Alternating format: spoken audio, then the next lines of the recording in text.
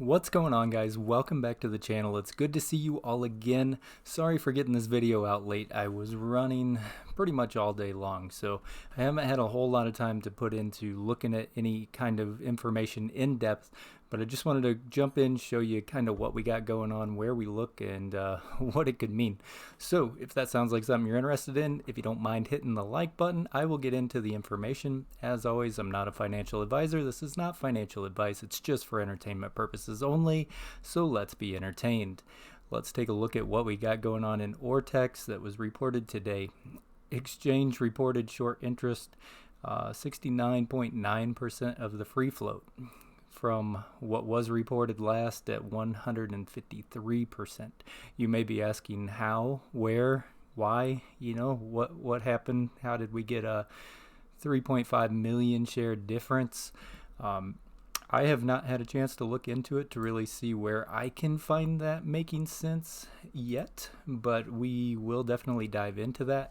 I heard there's also a filing out that I have not had a moment to even look at, but it's my understanding that there might be some dates in there.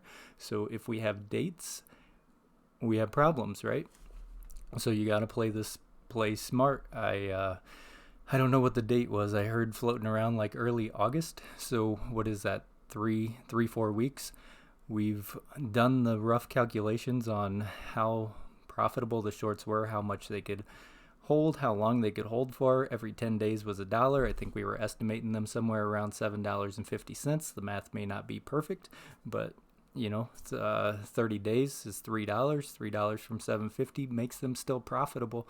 So we need to see the numbers rise, obviously, to take away that profitability, but we are also against a time crunch, so they could realistically hold those shorts all the way to the merge, and at that point, you know what the end game is.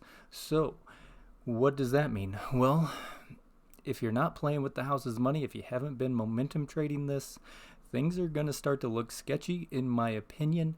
Not a popular opinion, but as always, we are adults and we like to hear the truth. So maybe you got a chance to take advantage of that move. That was an awesome move this morning. We are in a tighter channel, which makes it really hard. Is there a way to trade your way out of this? I'm not seeing any opportunities as of right now to even use a portion to really trade your way out. I mean, looking back at it in the charts, this would make you a perfect trader, but this swing is not a big enough swing to really make up for much. I don't know where your accounts are all at, where you guys' risk level was whenever you were jumping into something like this, but the risk is real, I would say, if there is a filing out with a date in it, and knowing an approximate timeline makes this a whole lot more dangerous. So I can't tell you what to do, but you are in a position where it's your money, it's your ideas as far as how you trade it. If you want to ride it out, or if you want to try to make an escape plan, or if you were hopefully somewhere not too far down at this point. I think most people were probably jumping in around the $4 to $6 level, so you guys might be okay, but keep an eye on it as everything is moving. It is respecting this channel very well, and the volume, I mean, it came back a little bit today, but it was nothing to really be excited about. I think that having that deadline, and I really have to read it because I'm just going off of what I've seen in Twitter, but from there, until I get a chance to look into it, I won't be able to talk much on that, but I will do it in the next day or two. I should have a little bit of time, so I will get into that as well. Looking at the RSI, let's just see if, so I mean, we're getting really flat on the MACD. We're not seeing too much movement in either direction that is after hours. So let's go back to the day. I mean, it's still pretty tight. We're not seeing these big swings like we were. We need to see those big swings to really have any chance for momentum trading in it. There's not a whole lot of ways to make money on the upside right now if you're playing this to the upside.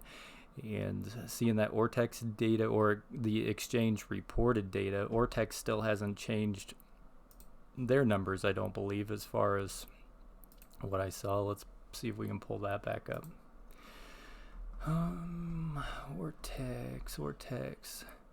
So cost to borrow average is going down, so that would make sense. If those shares were returned, that would make them a little bit more available. So borrowed shares 86,000, returned shares 553,000. Vortex is still estimating it up here in the 150 range, 152. So they haven't necessarily changed their opinion yet as far as what's reported with the exchange, but I think in the coming days we'll probably see that reflect, possibly, if they do intend to change. Threshold list, looks like we're still on the threshold list as far as I can tell. So FTDs are still out there. I didn't see an update in the FTDs yet. That report should be out. I'll just have to dig a little bit and see if I can find it somewhere else. But yeah, I don't know, guys. I don't know. Like I've been saying, it's a risky play, and I think the risk may have just gotten even more real. But we're going to keep watching it. We'll keep talking about it. We'll see if there's opportunities. Coming down to that 542 that I was watching as a level of support. Let's see if it bounces. Let's see if it bounces here. If it doesn't, $5 is my next stop. Maybe there will be some action day traders or whatever that want to play in the $5 to $5.50 range. There's still time, so they might want to just do another pump and squeeze a little bit of money out. Who knows? We just got to watch and see what happens. How are we looking on the RSIs? The RSIs are cool. The longer time frame actually is setting a little bit of higher lows, so that's promising. But let's not get faked out by this. So watch and see what the RSI does on some longer time frames, just so that nobody's faked out. On the 1 hour, it does look like it's cooling, which would bring that 4 hour down in time. 30-minute also looks like it's cooling, so keep an eye on where this 4 hour is going, and we'll see if it's actually, it looks like it's kind of cooling off on the 4 hour too.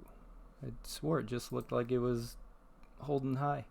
No, we are setting lower lows on the 4 hours, so be very, very cautious about where this is going. You can see the 4 hour is crossing down on the MACD, so that's never good. That takes a little bit of time to flip back over usually if things do not jump in and get really exciting and hot. Watch it.